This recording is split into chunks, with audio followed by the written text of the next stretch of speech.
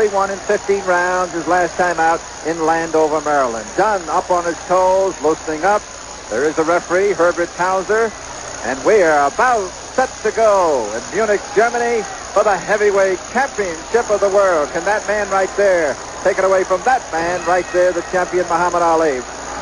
The bell has sounded for round one, and out comes the champion, and right away, lots of action, Dr. Purdy Pacheco. As Richard Dunn is that type of fighter that's going to pressure you and pressure you.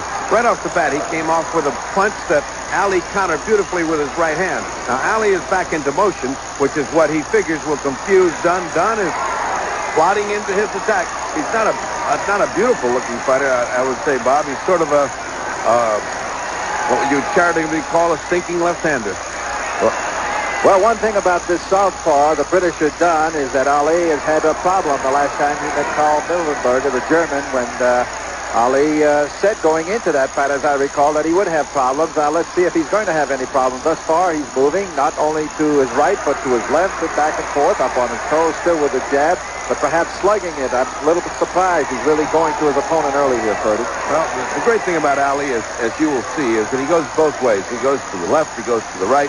He confuses and befuddles people.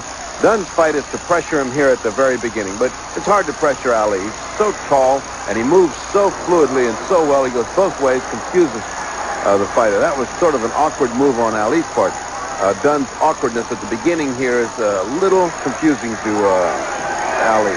Well, there is a strategy when you do face a fighter that leads the opposite way, as he's leading with his right hand, and You do just what Ali does, going to his left, and you try to stay outside of his right foot. You just keep trying to take that punch away from him, the right jab away from him. And, of course, Ali doesn't have that much of a problem. He keeps that distance between them pretty well.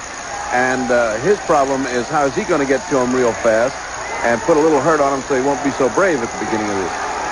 We are midway through round one in Munich, Germany at the Olympic Hall. Muhammad Ali in the white trunks, landing with a good overhand right to the chin of Richard Dunn, the challenger. Richard Dunn, he called Joe Palooka at the beginning, and Bob, you wouldn't think he was that old to remember Joe Palooka, would you?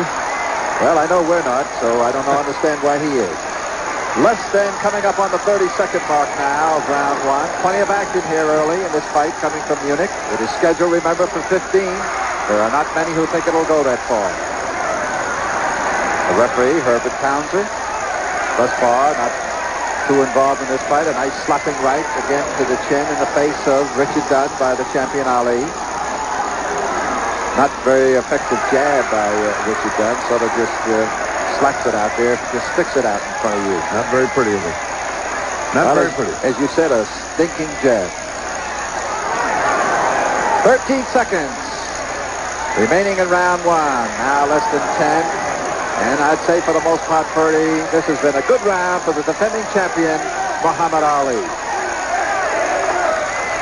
Champion and the challenger up on their feet, ready for the round to start, and there it is. Round two underway. It is scheduled for 15. It is also for the heavyweight championship of the world, and that is the champion in the white trunks, the challenger in the dark trunks.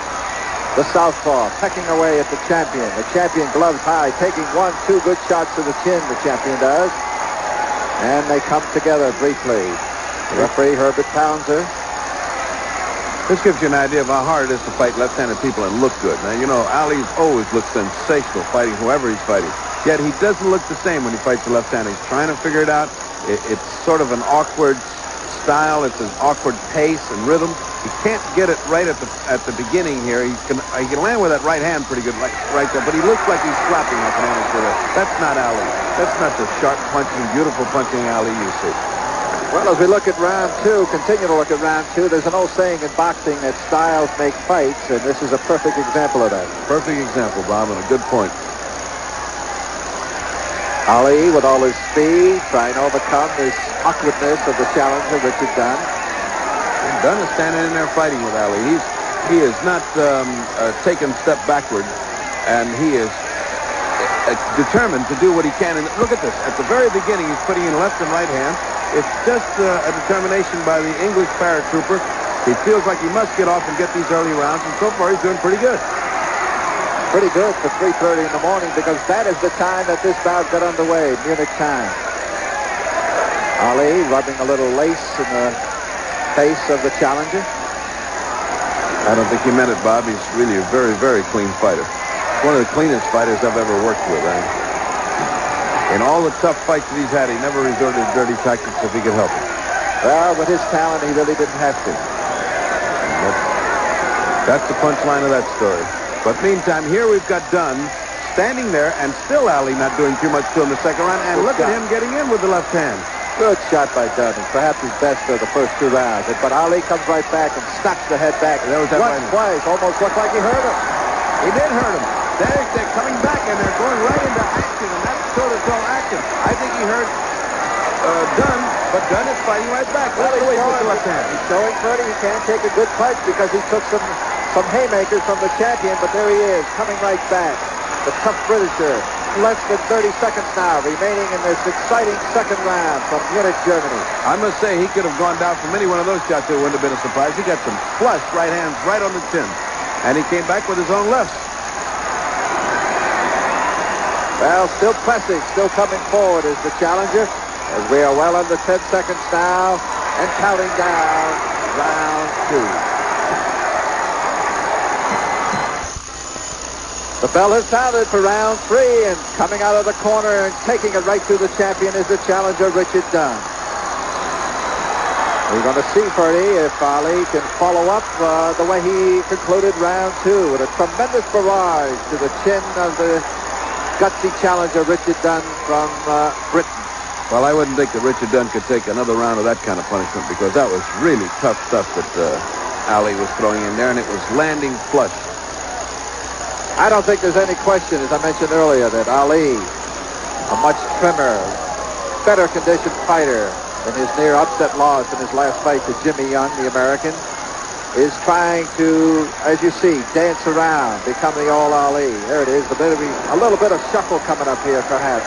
1-2 combinations like that. But Dunn comes back and slaps him with a couple of goes to the body. But Ali says, come on, Richard, give me some more of that. Ali's literally running across the ring at him. He was mad that he was interrupted in mid-dance. He was really looking good. He's showing off for the people. He's showing them that this Ali is the same old Ali that can dance around and pop that jab and look good and nobody can get to him. And, of course, Dunn interrupted the dance by driving him into the corner with a series of punches and making him look bad. So Ali is back, and let's see what he does to Mr. Dunn for his rudeness. Well, it doesn't look as if the punches, perhaps from some of that punishment, that there is effective coming from Dunn. I noticed the last couple there, just sticking the glove out, not really putting the shoulder and putting the weight and stepping in with the punch. He's very tentative with his punches. He's just sort of trying to feel out where he is, and that doesn't hurt at all, and it really gets you killed if Ali starts counter-punching over that. You really, in boxing, you got to go all out. You got to let your shots fly. We're in round 3. It is scheduled for 15. Just under a minute now in round 3. Ali keeps going to that straight right hand. There he landed it again. Just as I said it, he has apparently seen a weakness in Dunn, and he is exploiting it to the fullest. The last round, he almost knocked him out with that right hand. And there's Dunn in a nice exchange, driving Ali back into the rope. Well, Dunn seemed to bother him. He'll snap out that right hand for 2 or 3 times and then jump in with the left. See if he does it again. He has done it very effectively here in this round as we move inside of 30 seconds of round 3. Pretty good jab on Dunn. Not bad. There it is. With 1-2. Jabs twice with the right. Gets him off balance a little bit, being the southpaw, and then follows it up. Not doing bad this round. That was a much better round than the second round as we count down to 7 seconds. Okay, that's it. The seconds running out on round 3. They come again.